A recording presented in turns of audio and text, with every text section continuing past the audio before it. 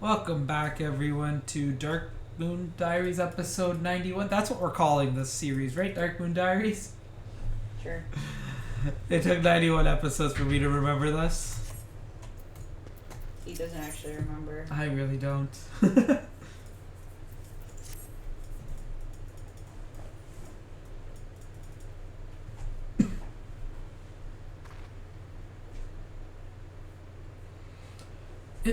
It's nothing. That didn't look like nothing to me. You'd better lie down for a while. No, really, I'm fine. Anyway, we've still got work to do. Nay, Thancred hath the right of it. 'Twould be unwise to exert thyself overmuch. I appreciate your concern, but I do wish you'd stop fussing. Reen, thou knowest not the strain thou placed on thyself. Though the elements of water and earth hath been restored, continued exposure to the empty, stagnant aether may yet sap thee of thy remaining strength. Now that you mention it, I've been feeling a bit out of sorts ever since we got here. I'm tired. I should probably get away from the MT and rest for a while. Pray do so. Meanwhile, I shall remain here. The restoration of the first two elements hath produced unexpected results, and I require time to analyze our findings. However, I must ask thee to refrain from discussing your work in the MT, even with our closest comrades. Why? I thought they'd welcome the news. And indeed they shall, once we have more to show for our efforts. Nevertheless, this mission is one of surpassing danger. I am loath to place our dearest friends at risk unless absolutely necessary. You have their best interests at heart, I'm sure, but to be perfectly honest, I'd prefer not to keep secrets from people that I trust with my life. I don't want to make a habit of this, but I'll do as you ask.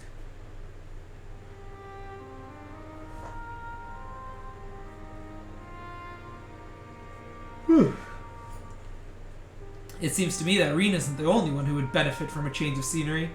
Our sleeping beauty would likely fare better in more hospitable surroundings. We'll need to have our associates with the Crystarium organize a safe place for her to stay. If you and Glacier could go on ahead and have a word with them in Mordsuk, we'll catch up with you once Rianger has finished whatever it is he needs to do.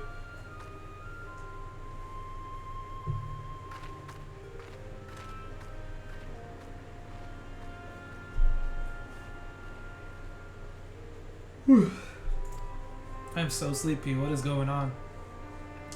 Perhaps thou too shouldst accompany her on the return journey.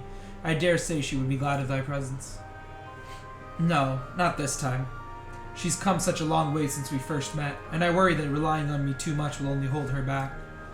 We won't be staying in the first forever. The time will come for Reen and I to part ways, and for her to follow her own path. I know you understand this too, Rianger. I see you trying to pass on as much of your knowledge as possible while you still can. And to her credit, she's actually taking most of it in. Reen is possessed of a natural affinity for aetherology, unlike some who shall remain unnamed. A natural affinity for staying awake during your lectures, more like. Though come to think of it, she doesn't really take after me at all. However, like thee, she's predisposed to brooding in silence in lieu of voicing her concerns.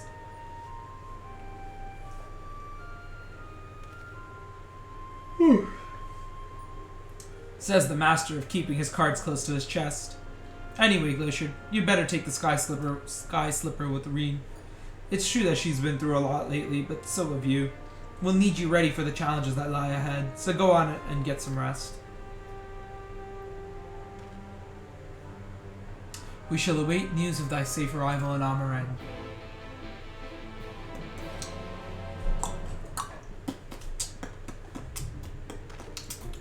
Did you already go? Oh, no, Reen's right there. Meow.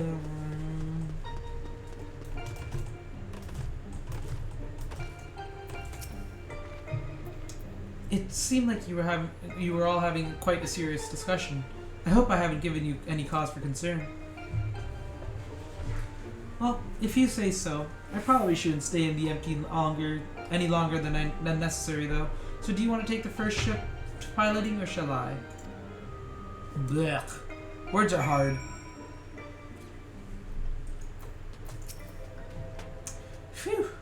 I'm glad I had you there to keep me company. I have no idea how I would have passed the time otherwise. Now that we're here, I need to find her contact from the Crystarium.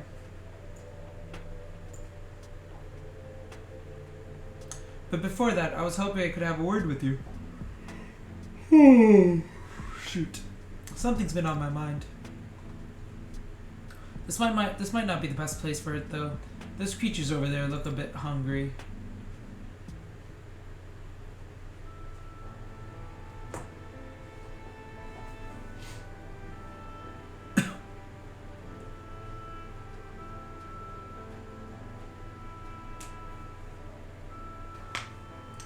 When I first spoke to Thancred and Nurianger about what I'd sensed in the empty, part of me wished we could have left it alone. I guess I was scared of what we'd find.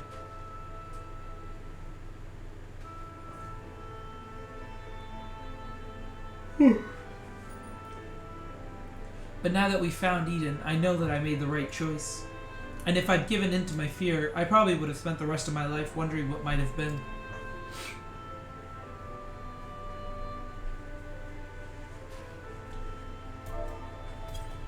From now on, whenever I hear that voice inside telling me to run away, to hide, I won't listen. That's not who I am anymore.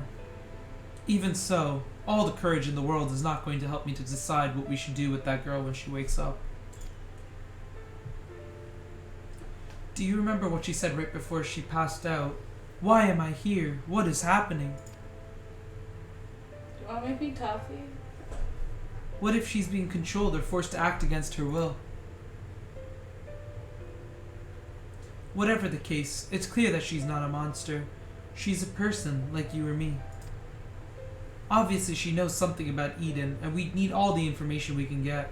But more than that, I just want to talk to her, to find out who she is, and if there's anything we can do to help her. On the other hand, we mustn't forget that she's already attacked us once. What's to say she won't try it again when she wakes up?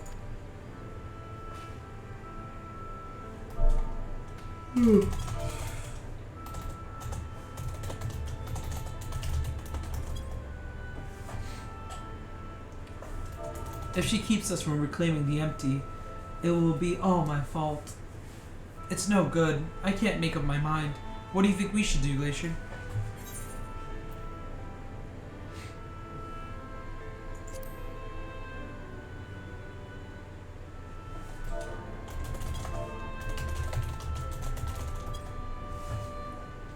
I see what you mean. Perhaps if we'd been able to come to an understanding, things wouldn't have ended the way they did. I hope that she's nothing like Emmett Salk, but we won't know until we speak to her. Until then, I'll try to concentrate on the here and now. Speaking of which, I still need to see you to Rianger's errands.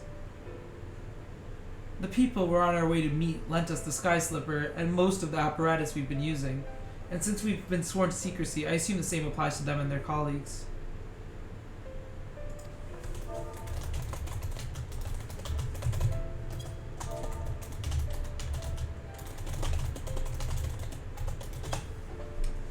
Anyway, once that's over with, we can find a place to relax.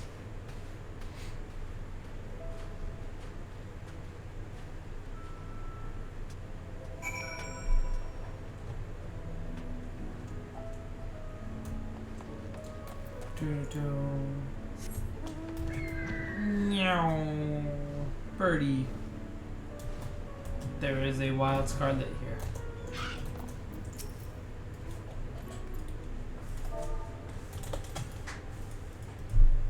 Now that we're here, allow me to introduce you to two members of our inner circle, whatever you want to call it.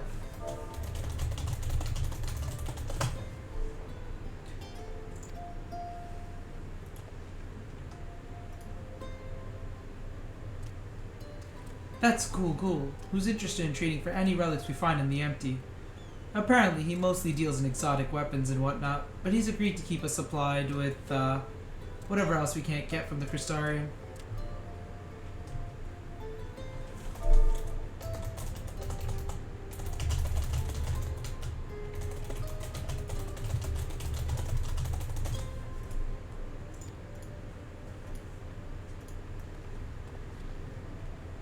Ah, Reen! What a relief it is to see you return unharmed from your expedition. I'm sorry to have kept you waiting. We were gone a bit longer than we expected. Glacier, I'd like you to meet Leary. It is a pleasure to make your acquaintance. As representative of the Settlement Council, I am here to oversee the delivery of equipment deemed necessary to your mission. I will be on hand to provide any assistance that you may require. Actually, there's something we'd like you to take care of.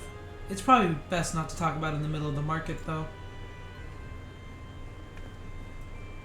I'll take it from here, Glacier. You should go get some rest.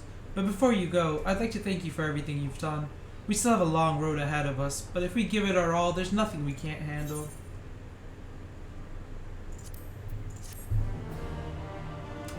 Wow, this is a long getting to the next one.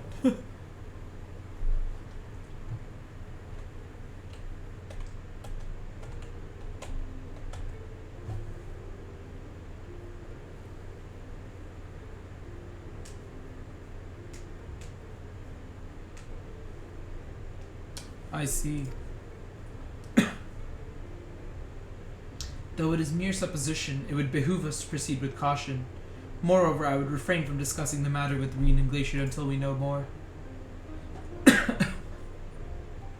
Well, I appreciate you telling me, even if it is too soon to be sure. I'm the one watching over her, after all.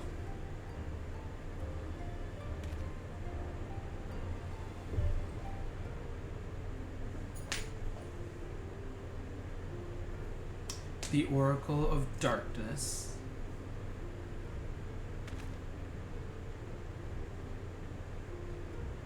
I pray it is not true.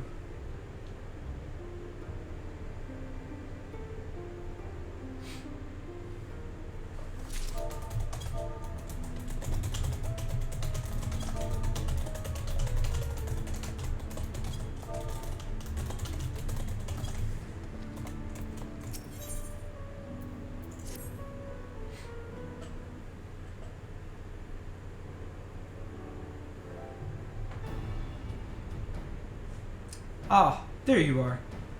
I'm part of the team helping with the highly classified and very, very secret thing. The fact of the matter is, I've come to inform you of a rather interesting development.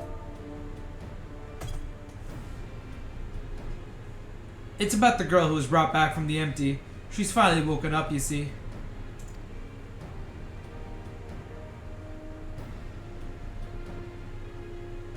Yellfort and Glacier too. We heard the news from Thancred. Is it true? Why, yes, it most certainly is.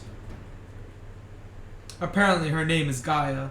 She claims to be a free citizen of Yolmor, although she remembers nothing of the events leading up to her attack on Eden. She's lost her memory? Parts of it, at the very least. We also cannot be sure whether she's telling the truth or if it is merely a ruse. She's yet to display any hostility, which is encouraging, I suppose. And Thancred's with her now, is he? I kid you not. Yes. I learned how to draw a human body from learning how to draw manga. Yes, he's taken her to Yolmor. And then you just put some fat on it. And that's Mainly to verify what she's told us so far. Other than that, it used to be sadistic. Quiz the locals, that sort of thing. After that, the plan is to come back here, though they're taking rather longer than I'd anticipated. I do hope nothing is amiss.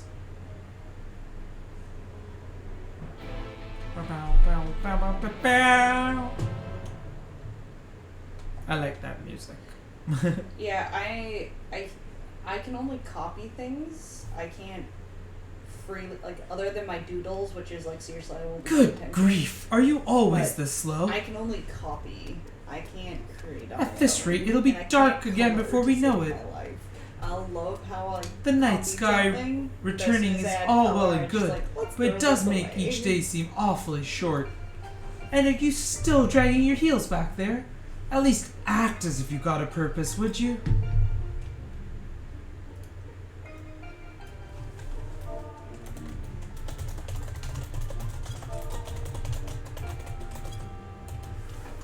Now look here, I'm not one of your servants. Why don't you try carrying your own luggage for a change? Thancred, you're back!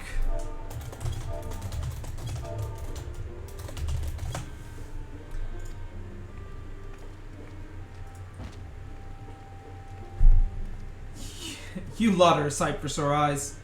Yes, even you, Urianger. Gaia and I have just finished shipping her personal effects from Yolmor.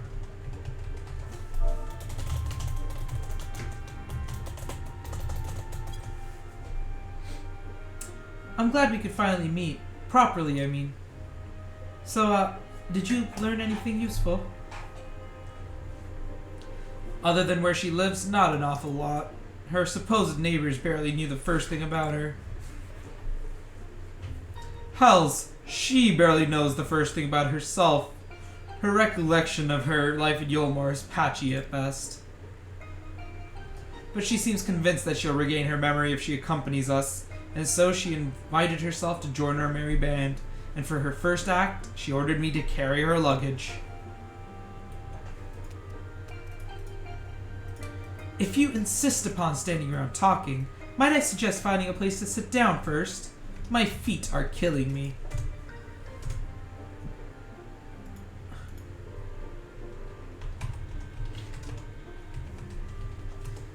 Then perhaps you should have chosen more sensible footwear.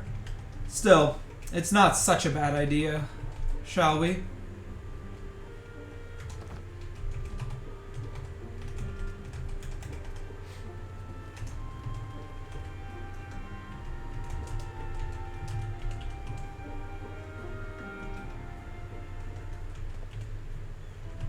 And yes, my love, once we get into the next area, I'll make coffee.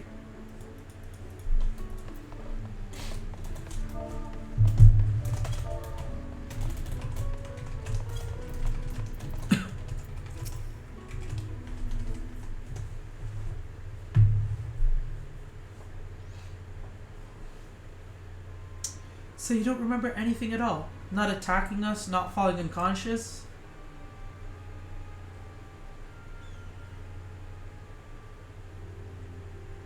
Such selective amnesia would rightly raise suspicion within those of a cautious mind. Yet if she doth speak the truth, it would lend credence to my current hypothesis, though admittedly some further. Not now, Urianger. She's only just woken up. We don't want to bore her back to sleep. In any case, I prefer to follow my instincts, and they're telling me that Gaia means us no harm. After much deliberation, I thought it only right to let her know about our work in the empty, as a sign of goodwill. After all, trust works both ways. Though I would ask you, Glacier, not to let your guard down just yet. So you're the one I'm supposed to have fought? Come to think of it, I recognize you from somewhere. So you should, considering you tried to kill me.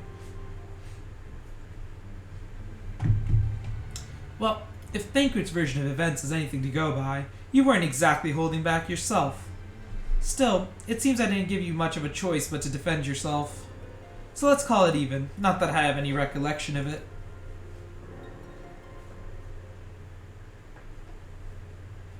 It's like remembering fragments of a dream, only to realize those things actually happened. It's as though my whole life has been leading to this. Thou speakest as though thou didst expect these events. I guess you could say that. It's what the fairy tells me.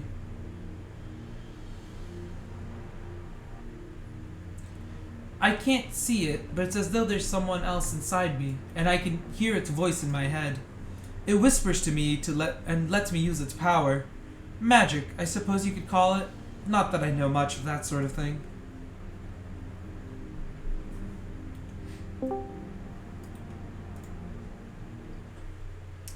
And this power alloweth thee to tear open the fabric betwixt realities, that thou mayst call forth the aether-starved denizens of whatever remaineth of the 13th. What? Was that supposed to mean something, or are you just spouting random words at me?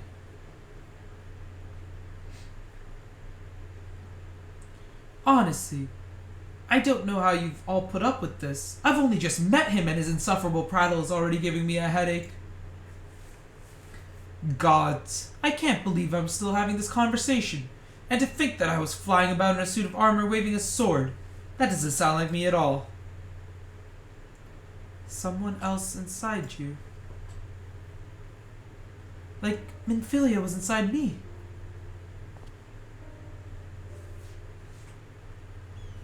Aye, the similarities cannot be ignored. Though it is too early to say with certainty, Gaia may well be the Oracle of Darkness. The Oracle of Darkness? What does this mean? It means that you may have been right when you said she has something in common with Emmett Salk. Those who have been used as a living host by an Ascian have no recollection of events that occurred during their possession. This I know from personal experience. But Gaia seems to have some memories still, even if they're a little hazy. Moreover, she has remained in control over herself even when she heard the voice within, much like you in Minfilia. And though Reen was very much her own person, Minfilia's presence did exert a change upon her outward appearance, granting her hair and eyes a hue akin of that to our dear departed friend. Is it therefore not unthinkable that Gaia's raven locks may be a manifestation of the darkness which hath come to reside within her? But I was born like this, and my parents, they both had black hair too.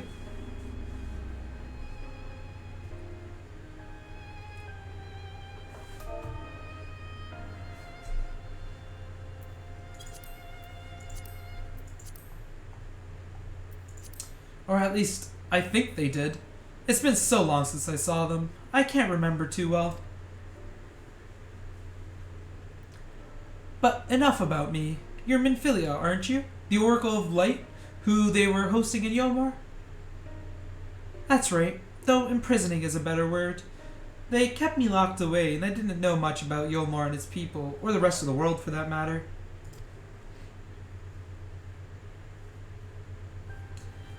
I see. And how exactly did the Oracle of Light come to run with the Warrior of Darkness? Well, it all started when... And exposition time? Entire game so far just told to her in like 2 seconds? Yes, I still remember the day everyone went raving mad and Lord Vothri fled. Everything after that is still a blur though. From what Gaia's told me, she wasn't part of the mob that attacked us. But how was she able to resist Vothri's control? Mayhap 'twas the intervention of this fairy of whom she speaketh. As curious as that may be, we still don't know why she appeared out of nowhere as soon as Eden took flight.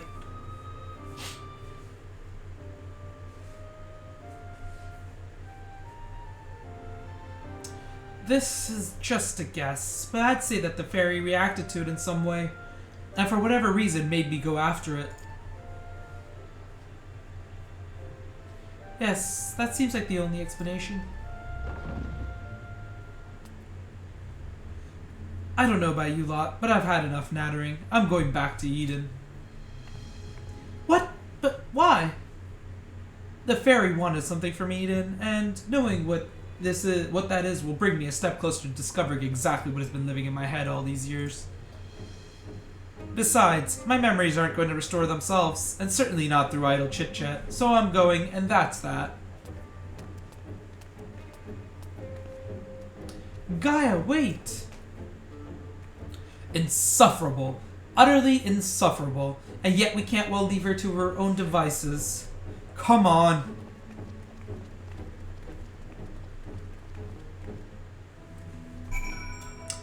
And I think that's as good a place as any to really call it an episode. We have a quest that opened up here, my love, if you noticed.